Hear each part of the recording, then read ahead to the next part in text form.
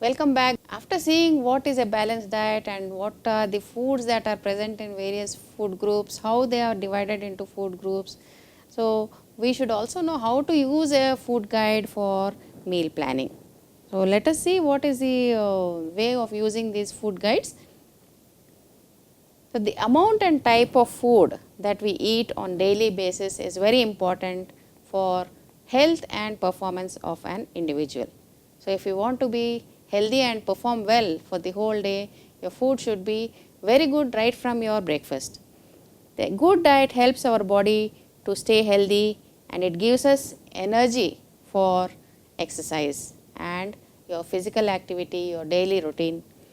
So like a car, our bodies require fuel. If you don't put fuel in a car, it does not run. So there's similarly, if you don't put fuel, that is the energy in terms of food, we have to slog doing some work. So after some time, there is lack of concentration, work is hampered. So using wrong type of foods or wrong amount of foods will seriously affect our performance, just like a vehicle. Now what is a food guide? It is a practical tool which is used in meal planning, and after planning we also have to evaluate the meal. So that is the food guide, and it helps us to make a healthy food choice, and it tells us all the food groups our body needs and how many servings of each food we need to keep healthy and fit. Now how to plan a meal using this food guide? So we have to include food from the 5 broad food groups, because when we take the physiological functions and the food groups, it is difficult to make choice. So the 5 basic food group is the best to select the foods. So we include foods from each of these 5 food groups, then choose minimum number of servings from each food group, whatever is the minimum. I have said the cereal grain should contain 6 to 11. Therefore, whatever minimum number is there, you have to select from each group and make choices within the group. Each group you can take, say, suppose it is cereal. You have rice, wheat, then you have ragi, you have bajra, and so on. So you can select 1 or 2 varieties from each group. Then include one group from protein group. Every meal should contain one food from the protein group. It can be either from the pulses or from the milk and meat products.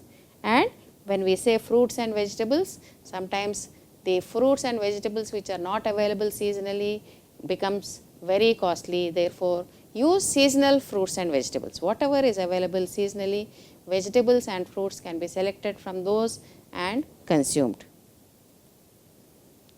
The why to use a food guide? So this is used for planning the meals.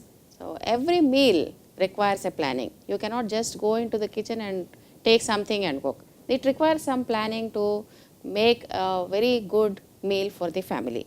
So when you plan the dietary needs of different members of the family, different members of different age groups and different body composition are present in the family, so we can meet the dietary needs. Then we can also evaluate the present dietary, what is the type of meal we are giving to the family, whether it is meeting all the nutrient requirements, and then modify it according to the changes that is required. And check the diet plans of institutions. If it is for a large institution like a hostel or a hospital or a hotel, you can just go and check whether the meal plan that is going on is right, whether it is including all the food groups and whether it is a healthy diet.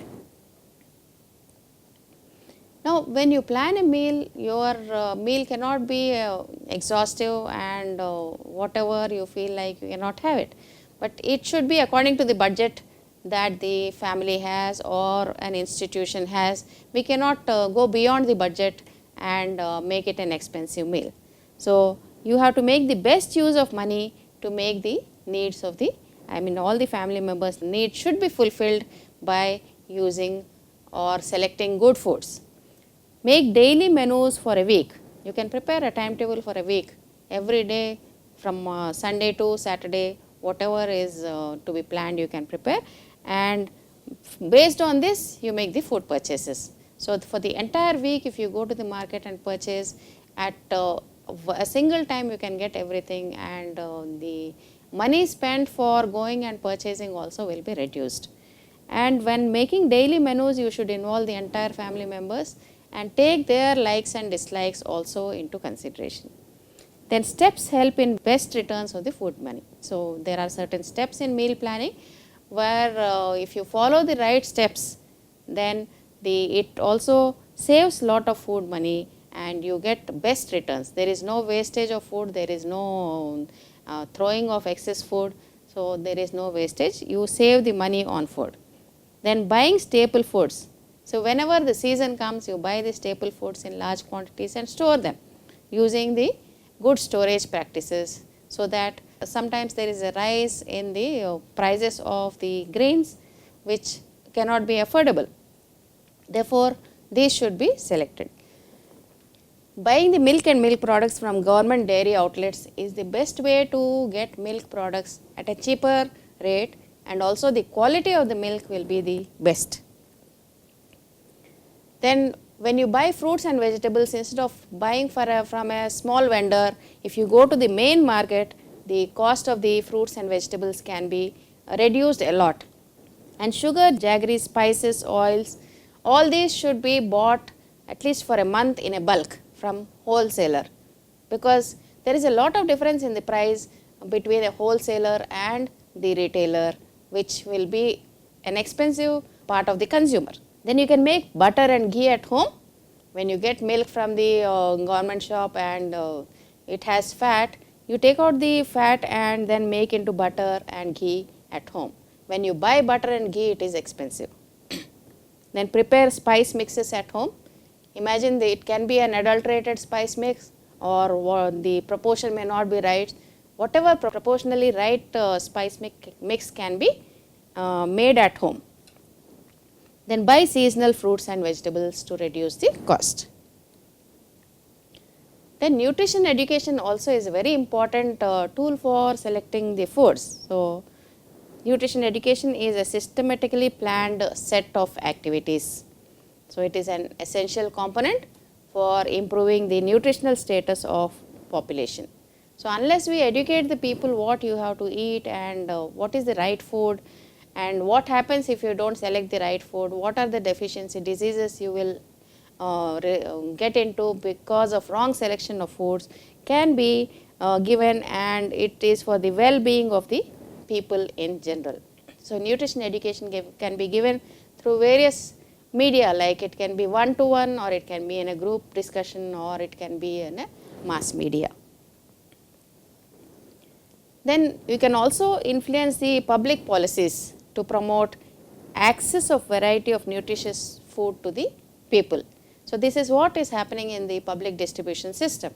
So where the nutritious food is being supplied to the people, but at the same time people are not ready to accept, saying that it is not of good quality, though the quality supplied is good by the government. It is a general tendency of the people that whatever is cheap is not good.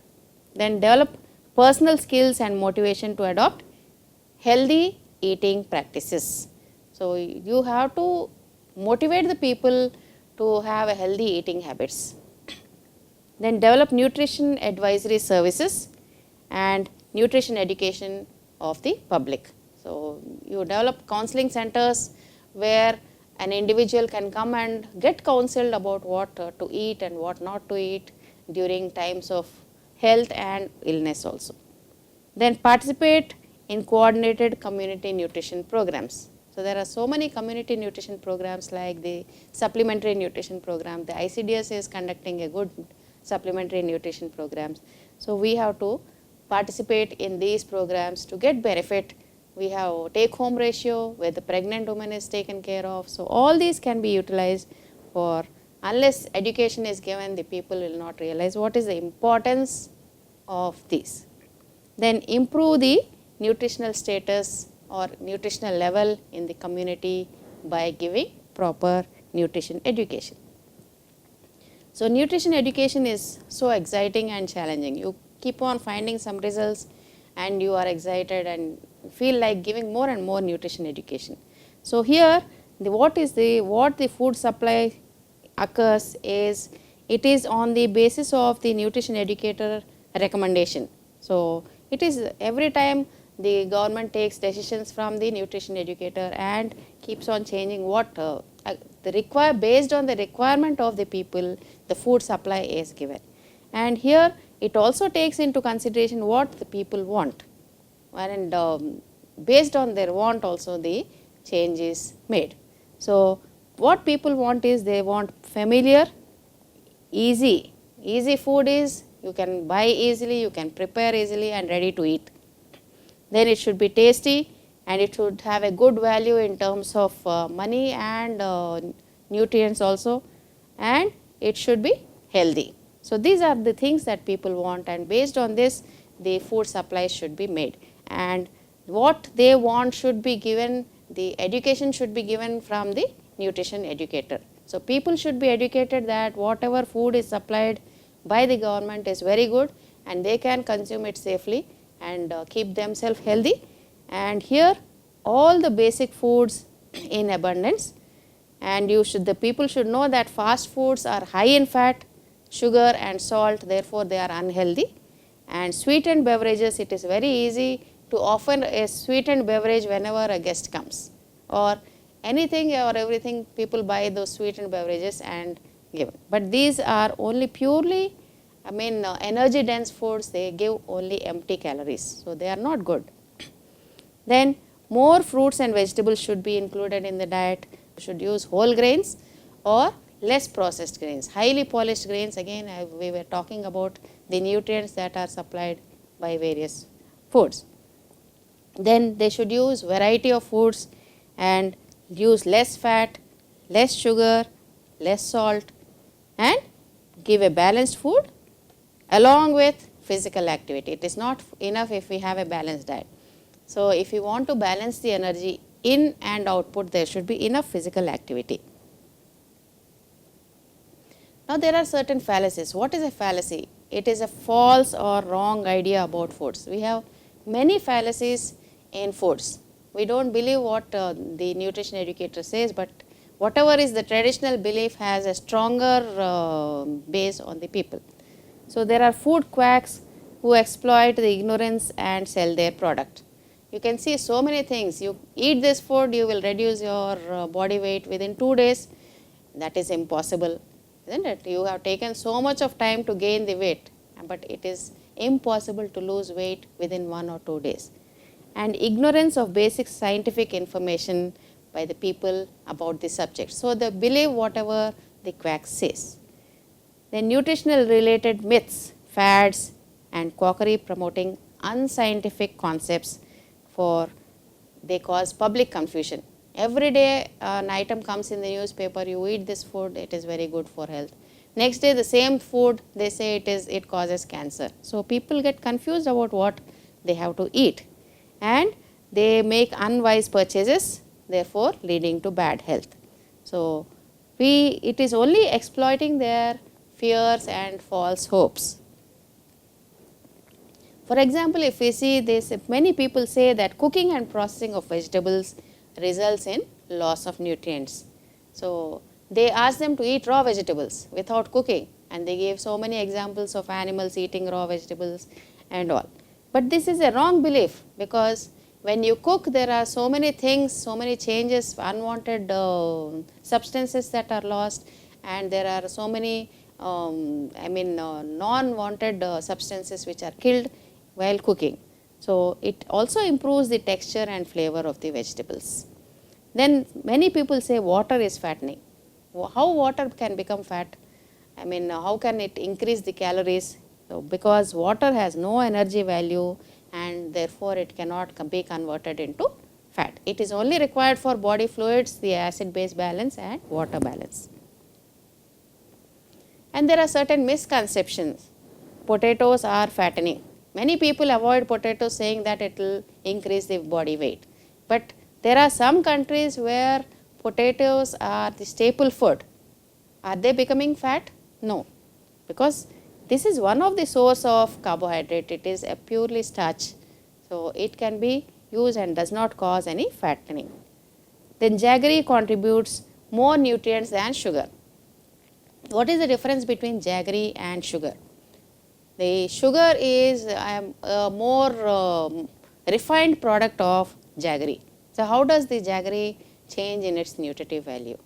So, many of the diabetics say when they are not asked to eat sugar, they say okay, we can eat jaggery, and they start eating jaggery. But the amount of energy that is given from jaggery also is almost similar as sugar. So, this is a misconception. Then sucrose is injurious to health. Sucrose also is a food item. It is a refined part of jaggery.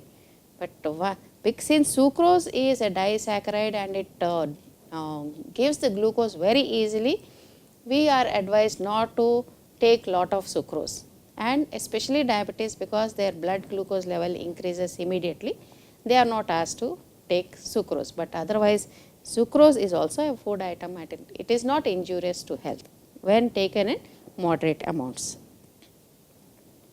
Now, selection of foods. Now, how do we select foods? We have natural foods, health foods, and organic foods. So, natural foods are when you take, they have no added chemicals, they do not have any preservatives, no emulsifiers or antioxidants added to it for preservation. So, they are very healthy. And health foods, there are certain foods which improve our health, like I was telling you, some of the nutrients containing foods which have antioxidants and prevent oxidation, like that. There are health foods which provide nutrients that are needed. Then organic foods are also good because they are the purest form, grown without chemicals or pesticides or fertilizers and herbicides.